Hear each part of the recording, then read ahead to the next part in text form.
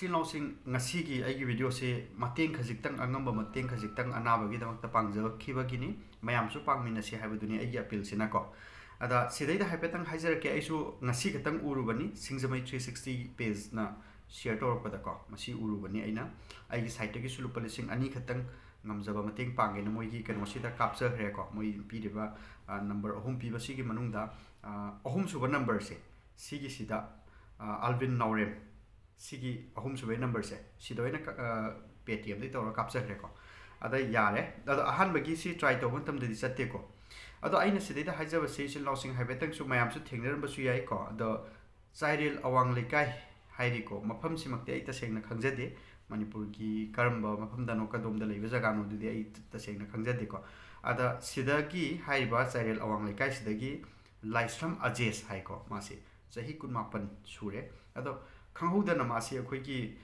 koubalam batarak taba makhut makhong chingsan batarpadagi scan tawri matamda brain tumor leirame na khangpadagi masi akhoi Bhubaneswar gi high tech hospital da akhoi chatla kan operation tawudune ko ada ngasagi tumor dugi ado sida moina singjamai 360 na share tawbirakpo adugi kanu dugi matungina ni ko ina sida haijabase aiga personal oina contact ka kem leibadi leijade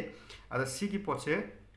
akhoi masi anir ohum lak operation tawre haidi ahan bamu tumor du lothopui tawre adagi amuka masi amukum masanga makten tawre yeng chatpadagi maduda khoi pus collection guma infection leire kholen tawdana madu drain amuk tawre operation ani rohum lak tawre haidi ko sida moi haiji bobo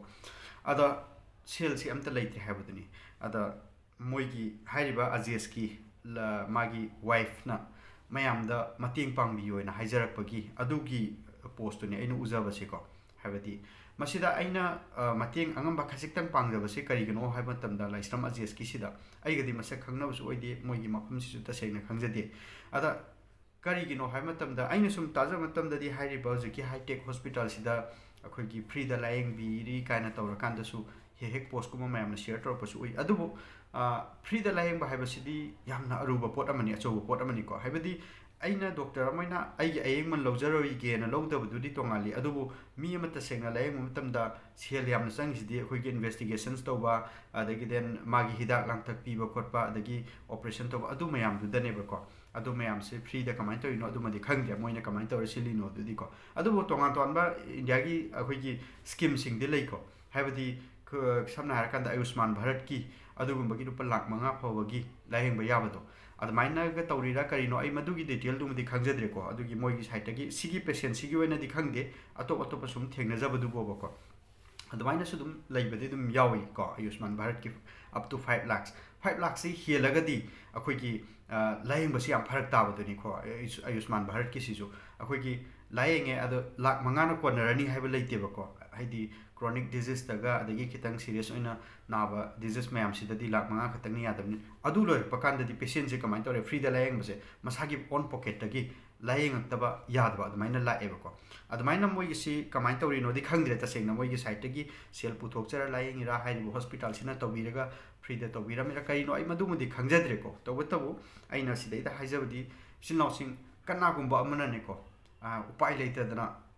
miyam mamangda thuakanda mateng pangbiyo kan harpase kanamta na haining manate phanayamna sel paiba mi oitaragasu paidaba mi oitaragasu adu upai leraktabadagi punsi sibu kan horagadi ani how tawrakanda kaina khalla kan thokjare ini ko aduna aigi wakhalodadi angamba du mateng kitang pangkhiba madu akaiba leitabra na khalle ko aduna aigi site gi su pangjabani aduna ne aina sida screen ga share tawjari si aina transfer tawbugi kanu du ko lising ani haisi yamba amount oidi ko hedi ana layengi matangda karigino haiba kanda injection antibiotic ama ko antibiotic injection ama kap pa matamda nomuda samna harakanda meropenem injection si nomuda 3 times kape khalasi ado injection ama khatang one time kapado ado sulupa lising ani muksi dum changkhini ko isam samna mai tonga tonba brand bidile ado chawrakna injection ama khatang su adum changkhidoine ba sepsis ka tawu matamda infection ka mayam thokpa matamda kappa matamda ko aduna choba amount amadi nate ado aina sida share tawjari gi maru oiba maram se karino haiba matamda ne ko haidi mi ama khatangna sumaina aina lising ani oibi ai natraga xyz amana lising ama oibi ai lupa sanga oibi ai yankhai oibi ai natraga any amount oibi ai ko madu mi amamam na contribute toba mi amam khatangna contribute torpa di yam da be ai adu mi mayam na torpa taragadi achoba amount ꯑꯃ ꯑꯣꯏꯗꯣꯏꯅꯦꯕ ꯑꯗꯨꯅ ꯃꯣꯏꯗ ꯑꯗꯨꯝ ꯃꯇꯦꯡ ꯑꯣꯏꯒꯗ꯭ꯔꯅ ꯈꯜꯂꯤ ꯑꯩ ꯅꯨꯡꯉꯥꯏꯖꯗꯗꯅ ꯇꯧꯖꯕꯅꯤ ꯑꯗꯨꯒ ꯑꯃꯔꯣꯝꯗ ꯃꯁꯤ ꯑꯩꯗꯣ ꯕꯤಯಿಂಗ್ ꯔꯤꯌꯦꯂꯤꯁꯇꯤꯛ ꯀꯣ ꯍꯥꯏꯗꯤ ꯁꯤꯗꯩꯗ ꯃꯤ ꯑꯃꯗ ꯃꯇꯦꯡ ꯇꯧꯔꯦ ꯍꯥꯏꯔ ꯀꯥꯟꯗ ꯑꯩꯈꯣꯏꯒꯤ ꯑꯅꯥꯕ ꯑꯎꯕ ꯈꯨꯗꯤꯡꯃꯛꯇ ꯂꯣꯏꯅ ꯃꯇꯦꯡ ꯇꯧꯕ ꯉꯝꯕꯗꯨꯗꯤ ꯅꯠꯇꯦꯀꯣ ꯇꯁꯦꯡꯅ ꯍꯥꯏꯗꯤ ꯁꯤꯗꯩꯗ ꯍꯦꯛ ꯊꯦꯡꯅꯔꯨꯕꯁꯤꯗ ꯌꯥꯝ ꯅꯨꯡꯉꯥꯏꯇꯗꯅ ꯍꯥꯏꯇꯥꯔꯦ ꯆꯍꯤ 18 ꯈꯛꯇꯪ ꯉꯥꯏꯔꯤꯀꯣ ꯌꯥꯝꯅ ꯌꯪꯅꯤ ꯑꯉꯥꯡꯅꯤꯀꯣ ꯑꯗ ꯁꯤꯒꯤ ꯆꯍꯤ 18 ꯈꯛꯇꯪ ꯁꯨꯔꯤꯕ ꯃꯤꯁꯦ ꯁꯨꯃꯥꯏꯅ ꯇꯧꯋꯤ ꯍꯥꯏꯅ ꯇꯥꯕ ꯀꯥꯟꯁꯤꯗꯩꯗ ꯃꯣꯏꯅ ꯁꯤꯌꯔ ꯇꯧꯔꯛꯄꯁꯤꯗ ꯎꯄꯥꯏ ꯂꯩꯇꯗꯅ ꯃꯌꯥꯝꯒꯤ ꯃꯃꯥꯡꯗꯒ ꯊꯣꯛꯂꯛꯑꯒ ꯈꯤꯇꯪ ꯃꯇꯦꯡ ꯇꯧꯕꯤꯌꯨ ꯀꯥꯏꯅ ꯍꯥꯏꯕꯁꯦ ꯃꯁꯤ ꯎꯕꯗ ꯅꯨꯡꯉꯥꯏꯇꯗꯅ ꯑꯩ ꯑꯉꯝꯕ ꯈꯤꯇꯪꯗꯤ ꯇꯧꯖꯒꯦꯅ ꯇꯧꯖꯕꯅꯤ ꯃꯌꯥꯝꯁꯨ ꯑꯗꯨꯝ ꯑꯉꯝꯕ ꯇꯧꯕꯤꯁꯤꯀꯣ ꯍꯥꯏꯗꯤ ꯂꯨꯄꯥ 2,000 ꯍꯥꯏꯕꯁꯦ ꯍꯥꯏꯗꯤ ꯌꯥꯝ ꯀꯟꯅ ꯌꯥꯝꯕ ꯑꯦꯃꯥꯎꯟꯅꯤꯅ ꯈꯟꯕꯁꯨ ꯌꯥꯗꯦ ꯑꯩꯒꯤ ꯁꯥꯏꯠꯇꯒꯤ ꯇꯧꯔꯤꯁꯤꯀꯣ ꯍꯥꯏꯗꯤ ꯀꯩꯒꯤꯅꯣꯗ ꯍꯧꯖꯤꯛ ꯉꯁꯤ ꯁꯦꯇꯔꯗꯦ ꯅꯨꯃꯤꯠꯅꯤ ꯑꯩꯁꯦ ꯁꯦꯇꯔꯗꯦꯁꯤꯗ ꯏꯃꯥꯟꯅꯕ 2-3ꯒ ꯆꯠꯂꯀꯥꯟꯗ ꯑꯥꯎꯇꯤꯡꯅꯦꯅ ꯆꯠꯂꯀꯥꯟꯗ ꯔꯦꯁꯇꯨꯔꯦꯟ ꯑꯃꯗ ꯑꯆꯥꯄꯣꯠ ꯈꯔ ꯆꯥꯕ ꯑꯣꯏꯔꯣ ꯅꯠꯇ꯭ꯔꯒ ꯗꯤꯅꯔꯅꯦꯅ ꯆꯠꯂꯦ ꯈꯜꯂꯁꯤ ꯂꯨꯄꯥ 2,000 ꯑꯗꯨꯝ ꯁ꯭ꯄꯦꯟ ꯇꯧꯈꯤꯗꯣꯏꯅꯤ ꯏꯁꯝ ꯁꯝꯅ ꯍꯥꯏꯇꯥꯔꯒꯗꯤ ꯑꯃꯔꯣꯝꯗ ꯄꯨꯊꯣꯛꯑꯒ ꯈꯜꯂꯗꯤ ꯋꯥꯈꯜꯁꯦ ꯑꯗꯣ ꯁꯤꯒꯤ ꯑꯦꯃꯥꯎꯟꯁꯦ ꯑꯩꯅ ꯃꯇꯦꯡ ꯑꯣꯏꯅ ꯄꯥꯡꯈꯤ ꯇꯥꯔꯒꯗꯤ ꯁꯨꯃꯥꯏꯅ ꯃꯤ ꯃꯌꯥꯝꯁꯤꯅ ꯄꯥꯡꯕꯤꯔꯛꯄ ꯇꯥꯔꯒꯗꯤ ꯏꯠꯁ ꯅꯣꯠ ꯑꯕꯥꯎꯠ ꯍꯥꯏꯗꯤ ꯑꯦꯃꯥꯎꯟ ꯀꯣ ꯍꯥꯏꯗꯤ ꯃꯤ ꯃꯌꯥꯝꯁꯤꯅ ꯄꯥꯡꯉꯛꯄ ꯇꯥꯔꯒꯗꯤ ꯂꯨꯄꯥ 50 ꯈꯛꯇꯪ ꯑꯣꯏꯕ ꯌꯥꯏ ꯂꯨꯄꯥ 10 ꯈꯛꯇꯪ ꯑꯣꯏꯕ ꯌꯥꯏ ꯃꯤ ꯃꯌꯥꯝꯁꯤꯅ ꯃꯥꯏ ꯑꯉꯝꯕ ꯀꯦꯄꯥꯁꯤꯇꯤꯗꯀꯣ ꯑꯗꯨꯝ ꯄꯥꯡꯕꯤꯕ ꯇꯥꯔꯒꯗꯤ ꯍꯥꯏꯔꯤꯕ ꯏꯃꯨꯡꯗꯨꯗꯗꯤ ꯑꯆꯧꯕ ꯃꯇꯦꯡ ꯑꯃ ꯑꯣꯏꯈꯤꯗꯣꯏꯅꯤꯀꯣ ꯑꯩꯈꯣꯏꯅ ꯁꯤꯗꯩꯗ ꯃꯇꯦꯡ ꯄꯥꯡꯕ ꯑꯁ ꯂꯨꯄꯥ 10 ꯈꯛꯇꯪꯅꯤ 30 ꯈꯛꯇꯪꯅꯤ 50 ꯈꯛꯇꯪꯅꯤ ꯈꯟꯕ ꯌꯥꯗꯦꯀꯣ ꯑꯉꯝꯕꯗꯨ ꯇꯧꯕꯅꯤ ꯁꯤꯗꯤ ꯑꯗꯣ ꯑꯗꯨꯃꯥꯏꯅ ꯄꯥꯡꯃꯤꯟꯅꯁꯤ ꯍꯥꯏꯕꯗꯨꯅꯤ ꯏꯆꯤꯜ ꯏꯅꯥꯎꯁꯤꯡ ꯑꯩꯒꯤꯗꯤ ꯑꯗꯣ ꯑꯅꯥꯕ ꯍꯥꯏꯕꯁꯤꯗꯤ ꯃꯁꯤꯡ ꯊꯤꯕ ꯉꯝꯗꯈꯩ ꯂꯩꯔꯤꯅꯤ ꯑꯩꯈꯣꯏꯒꯤ ꯍꯣꯁꯄꯤꯇꯥꯜꯗꯃꯛꯇꯗ ꯑꯗꯒꯤ ꯇꯣꯉꯥꯟ ꯇꯣꯉꯥꯟꯕ ꯍꯣꯁꯄꯤꯇꯥꯜ ꯃꯌꯥꯝꯁꯤꯗ ꯂꯩꯔꯤꯕ ꯃꯌꯥꯝꯁꯤꯀꯣ ꯃꯇꯦꯡ ꯊꯑꯣꯏꯅ ꯄꯥꯡꯉꯦꯅ ꯆꯠꯂꯨꯔ ꯇꯥꯔꯒꯗꯤ ꯃꯗꯨ ꯃꯤ ꯑꯃꯇꯅ ꯄꯥꯡꯕ ꯉꯝꯃꯣꯏꯀꯣ ꯁꯦꯜ ꯐꯅꯌꯥꯝꯅ ꯄꯥꯏꯕ ꯃꯤ ꯑꯣꯏꯇꯥꯔꯒꯁꯨ ꯑꯋꯥꯕ ꯑꯃ ꯑꯗꯨꯝ ꯑꯣꯏꯒꯅꯤ ꯑꯗꯨꯕꯨ ꯀꯔꯤꯒꯨꯝꯕ ꯀꯥꯟꯗ ꯑꯉꯝꯕ ꯃꯇꯥꯡꯗ ꯄꯥꯡꯅꯤꯡꯕ ꯃꯇꯝꯗ ꯍꯥꯏꯇꯥꯔꯦꯀꯣ ꯃꯤ ꯈꯨꯗꯤꯡꯃꯛꯇꯗꯤ ꯉꯝꯗꯕꯅꯤ ꯑꯗꯨꯗ ꯐꯥꯎꯗꯤ ꯑꯦꯠꯂꯤꯁ ꯑꯗꯨꯝ ꯃꯤꯑꯣꯏꯕ ꯑꯃ ꯑꯣꯏꯅ ꯃꯇꯦꯡ ꯄꯥꯡꯅꯕꯁꯦ ꯑꯗꯨꯝ ꯑꯐꯕ ꯑꯃ ꯑꯣꯏꯒꯗ꯭ꯔꯥ ꯍꯥꯏꯅ ꯈꯜꯂꯤ ꯑꯩꯒꯤ ꯁꯥꯏꯠꯇꯒꯤꯗꯤ ꯑꯩꯈꯣꯏꯒꯤ ꯃꯄꯨꯅꯁꯨ ꯑꯩꯈꯣꯏꯒꯤ ꯙꯔꯃꯒꯤ ꯃꯇꯨꯡ ꯏꯟꯅ ꯅꯪꯅ ꯃꯇꯦꯡ ꯄꯥꯡꯊꯣꯛꯏꯈꯩ ꯃꯤꯉꯣꯟꯗ ꯄꯤꯊꯣꯛꯏꯈꯩ ꯅꯪꯒꯤꯁꯨ ꯃꯄꯨꯅ ꯋꯥꯠꯇꯅꯕ ꯁꯤꯟꯕꯤꯔꯛꯀꯅꯤ ꯀꯥꯏꯅ ꯑꯗꯨꯃꯥꯏꯅꯁꯨ ꯑꯗꯨꯝ ꯍꯥꯏꯕꯁꯨ ꯂꯩꯀꯣ ꯑꯗꯨꯅꯤ ꯃꯤꯑꯣꯏꯕꯒꯤ ꯍꯥꯏꯕꯁꯤꯗꯤ ꯑꯋꯥ ꯑꯅꯥ ꯑꯗꯨꯝ ꯈꯔ ꯌꯦꯡꯅꯕꯀꯣ ꯃꯁꯛ ꯈꯪꯅꯗꯕ ꯑꯗꯒꯤ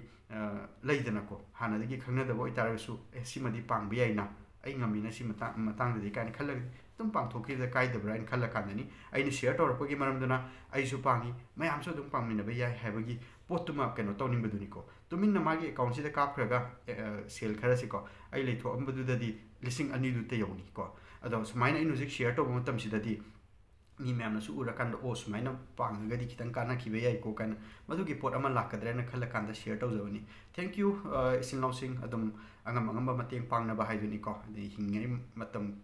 ꯈꯔꯁꯤꯗ ꯍꯥꯏꯇꯥꯔꯦꯀꯣ ꯃꯤꯑꯣꯏꯕ ꯍꯥꯏꯕꯁꯦ ꯌꯥꯝ ꯂꯤꯃꯤꯇꯦꯠ ꯑꯣꯏꯕ ꯃꯇꯝꯅꯤ ꯑꯩꯈꯣꯏꯅ ꯍꯤꯡꯉꯤꯁꯦ ꯐꯅꯌꯥꯝꯅ ꯁꯦꯜ ꯄꯥꯏꯔꯁꯨ ꯐꯅꯌꯥꯝꯅ ꯃꯃꯤꯡ ꯆꯠꯂꯁꯨ ꯐꯅꯌꯥꯝ ꯀꯩꯅꯣ ꯇꯧ ꯇꯥꯔꯒꯁꯨ ꯑꯩꯈꯣই ꯃꯇꯝ ꯈꯔ ꯈꯛꯇꯪꯅꯤ ꯑꯩꯈꯣꯏꯅ ꯍꯤꯡꯗꯣꯏꯁꯦ ꯑꯗꯨꯅ ꯂꯩꯔꯤꯉꯩ ꯃꯇꯝ ꯈꯔꯁꯤꯗꯗꯤ ꯅꯨꯡꯁꯤ ꯆꯥꯟꯅꯅ ꯑꯉꯝꯕ ꯃꯇꯦꯡ ꯈꯔ ꯇꯧꯅꯔꯀꯥꯟꯗ ꯁꯦꯜ ꯈꯛꯇꯪꯒꯤ ꯋꯥ ꯅꯠꯇꯕꯀꯣ ꯑꯦꯅꯤ ꯖꯒꯥꯗ ꯀꯔꯤꯒꯨꯝꯕ ꯃꯑꯣꯡ ꯑꯃꯗ ꯍꯦꯛꯇ ꯉꯝꯕ ꯃꯇꯝꯗ ꯇꯧꯅꯔꯒ ꯑꯗꯨꯝ ꯂꯩꯔꯒꯗꯤ ꯌꯥꯝ ꯅꯨꯡꯉꯥꯏꯒꯗ꯭ꯔꯥꯅ ꯈꯜꯂꯦ ꯊꯦꯡꯛ ꯌꯨ ꯑꯦꯕ꯭ꯔꯤꯋꯥꯟ